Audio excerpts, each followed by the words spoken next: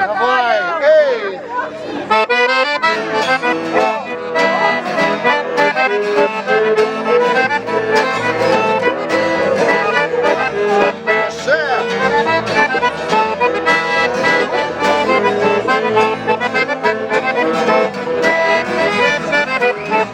Я до 30 годков жил спокойненько, и житье мое текло пьяно ровненько.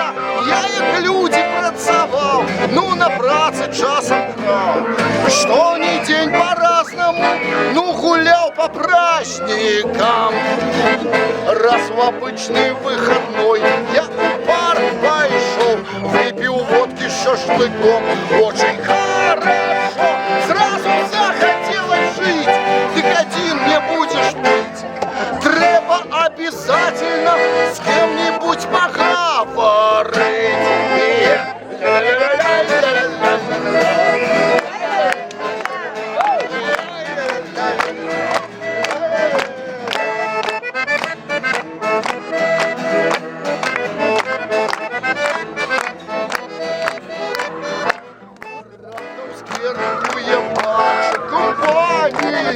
Сразу видно там, что собрание, люди с флагами стоять, про свободу говорят. В общем, сразу же мое привлекли внимание. Говорили без натухи и выщелкал, что народу в своей хате, як на выщелках. Я ж поверил бы вообще, надо дому запросил.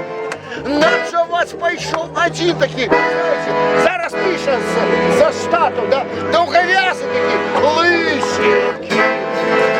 А працовная прийшла моя раніця. Я в цеху казав, що як отмивається. Хто циррози, хто дурний, де правые, де суди, де порядок, де закон, а потом пойшов правком. И пошел, не тягните. Пошел я, понимаешь ты, вот как вот. Ишь, сука, с трудовой на проходной. Ну и ладненько, я побег худшей до новых соратников. Вось такое, бачите, шоу, до чего процесс дойшов. А может, треба нам порубиться и выходить на улицу? А только кажуть мне так тихо, ты стисленько. Нечто погляды у вас, экстремист.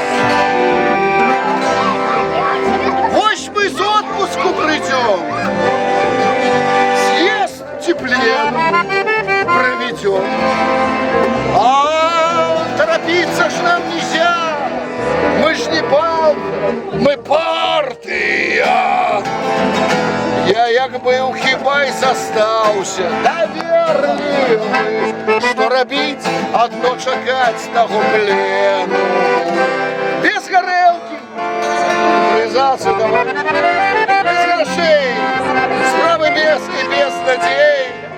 Вось так і звязаўся я з беларускамоўнымі.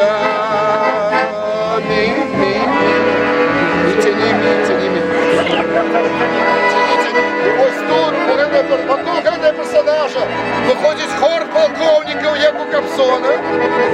Вони виходять, оточають його, привели так, по оборотам, і тягніми, і кажуть, ось таки зв'язався він, і тепер йому